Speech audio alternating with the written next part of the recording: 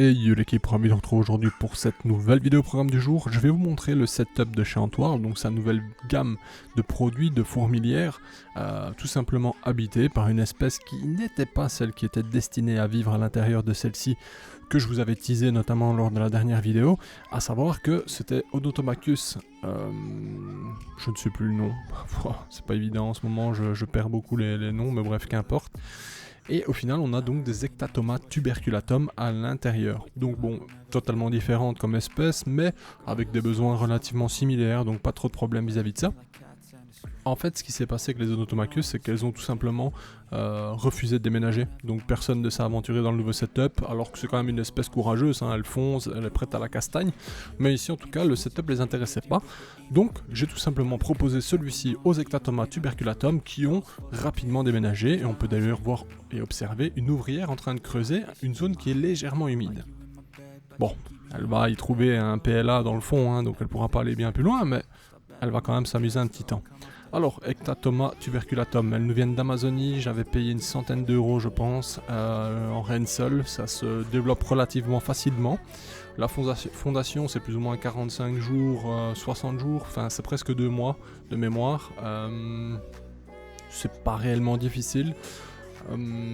C'est un style un peu agressif, hein. Quand on les voit on se dit tiens elles sont prêtes à en découdre avec notamment leur mandibule grande ouverte, un peu comme, je sais pas expliquer, mais elles sont rentrées vers l'intérieur, c'est assez stylé, mais en fait c'est une espèce qui est pas tellement agressive, enfin du moins chez moi pour l'instant, même lorsque j'y place des insectes fraîchement tués ou autres, elles sont pas vraiment agressives, contrairement à d'autres espèces qui sont prêtes à en découdre. Mais bref, on en reparle un peu plus tard, on va voir un peu les galeries maintenant, du moins les fourmilières une par une. Ici on peut remarquer la reine, hein, qui a un style très particulier, vraiment costaud. C'est une fourmi qui donne l'impression d'être très solide, et d'ailleurs c'est solide parce que lorsque j'en ai qui tombent d'une petite hauteur, on entend vraiment le bruit de chute, quoi, ça fait PAC.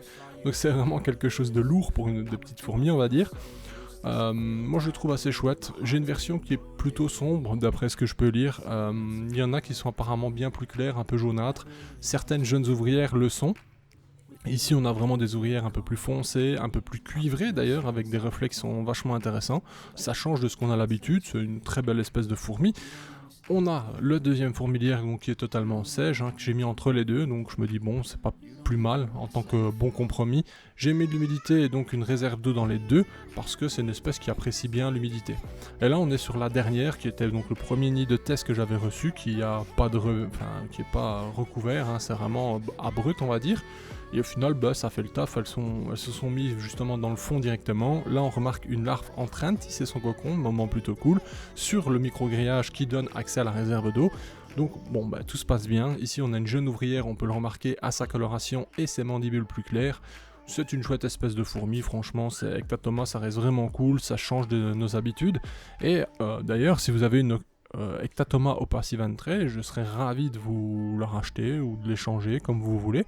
C'est une espèce qui me botte bien, j'aimerais aussi mener à bien une colonie. Alors ici, bon, on a une petite centaine, 200 ouvrières, j'en sais rien, quelque chose comme ça. Sachez que j'avais le double. J'ai fait une erreur de débutant, je me suis pas rendu compte que leur abreuvoir ne leur permettait pas de boire, que celui-ci était comme bouché. Donc j'ai eu une vague de pertes, notamment avec les chaleurs, ça leur a fait du tort. Et ben voilà. Ça ne portera pas conséquent, je vais dire, pour cette colonie qui est quand même encore vraiment bien nombreuse, couverte en tout stade, etc. Mais c'est vrai que moi ça me troue le cul, je vais dire, de voir une perte aussi conséquente.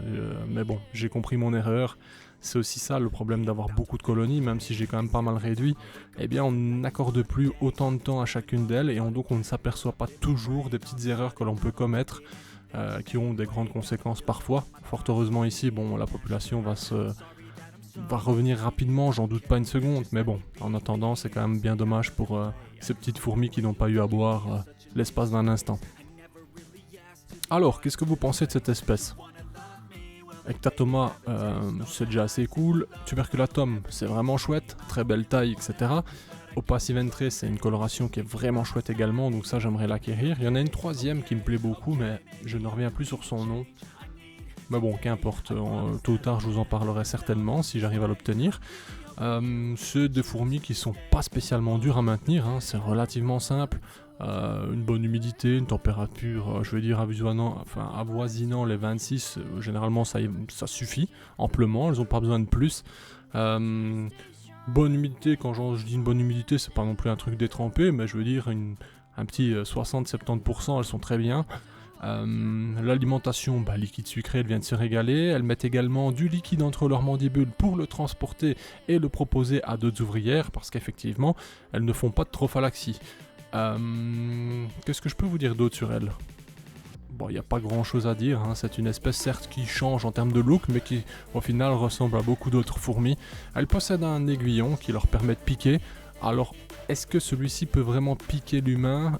Je sais pas, parce que chez Ectatoma tuberculatum en tout cas, je vois rarement l'aiguillon sortir, contrairement au Myrmeciar peniatos, où je vois vraiment l'aiguillon là sortir d'un coup et vraiment piquer d'une force, alors que là, j'ai beau les observer sur des proies fraîchement tuées ou découpées comme on peut le voir ici, je sais que ça peut être un peu dur à regarder pour certains, mais bon, c'est comme ça, le nourrissage chez les fourmis généralement, bon voilà. Mais je n'observe jamais d'aiguillon pour autant, et d'ailleurs vous regardez le nombre d'ouvrières qui se promènent à côté de la proie, elles s'en contrefoutent, là elles n'ont pas spécialement faim, je l'ai mis uniquement pour vous montrer. Bon, quand on s'aperçoit qu'elles sont si peu agressives alors qu'elles ont un look qui est menaçant, je vais dire à première vue, on se rend compte qu'au final c'est une jolie petite fourmi qui ne fait pas grand chose et qui n'est pas vraiment dangereuse. Maintenant, bien sûr, il faut garder en tête que oui, elles peuvent piquer, que si vous êtes allergique, ça pourrait ça pourrait avoir des conséquences, donc faites toujours attention lors des manipulations. Bon, je reviens sur le setup que j'ai reçu de chez Antworld. D'ailleurs, je vous annonce que vous pouvez participer dans les commentaires à un concours au tirage au sort mercredi prochain. Pour les lots, il y en aura 3. Je vous les donnerai en description, tout simplement. Donc, déjà, merci d'avance à la boutique Antworld, hein, toujours cool, toujours présent depuis quelques années maintenant. Prépare déjà le 4e nid parce qu'il va leur falloir. Non, plus sérieusement, voilà, hein, tirage au sort, ça sera simple, 3 gagnants. Le premier qui sort aura le gros lot, le deuxième aura le deuxième, et vous avez compris l'idée, pour le troisième c'est pareil. Qu'est-ce que j'allais dire d'autre ? Bon bref, c'est une magnifique espèce, les fourmilières fonctionnent bien pour l'instant, je n'ai rien à dire. Bien entendu, il faut du recul, hein. Il faut voir avec du temps, la chauffe, est-ce qu'il va y avoir une déformation des produits, etc., etc. Enfin, ce sont des détails, mais c'est comme ça qu'on voit un peu la qualité du produit, si tout va bien par la suite. Est-ce que, après une chauffe prolongée, est-ce que celui-ci dégage je ne sais quoi qui pourrait tuer vos fourmis ? Enfin bref, c'est tous des éléments qui permettent de voir un peu la suite des événements. Bien entendu, Antworld lui-même a déjà testé ses produits, hein, donc pas de tracas vis-à-vis de ça. Mais j'ai eu une mauvaise expérience, rappelez-vous, pour les Messor Barbarus, non pas chez Antworld mais chez un autre fournisseur en France. J'ai quand même perdu une colonie avec 7 reines, avec énormément d'ouvrières, etc. Sur même pas 24 heures, j'ai plus de 1500 mortes, vous voyez un peu l'idée. Donc faites attention, ce que je vous recommande de faire quand vous recevez des nouvelles fourmilières, même si c'est des fourmilières que vous avez l'habitude d'utiliser, c'est de mettre quelques ouvrières à l'intérieur, les laisser 24 heures avec le même système que vous mettriez pour votre colonie, j'entends par là l'humidité, la chauffe, etc. et d'observer le comportement de vos ouvrières après 24-48 heures pour être certain que tout va bien. Ça évite justement d'avoir une mauvaise surprise. Et ça c'est méga important parce que je l'ai regretté avec ma colonie de Messor, parce que en plus c'était une espèce, Messor Barbarus c'est simple, mais quand il y a cette reine, il y a plein de gens qui sont là qui ne connaissent pas grand chose, je suis désolé, hein, je vais dire les termes, il y en a marre, qui arrivent dans les commentaires, ah mais c'est monogyne, il faut pas faire ça, machin. Stop, s'il vous plaît, arrêtez.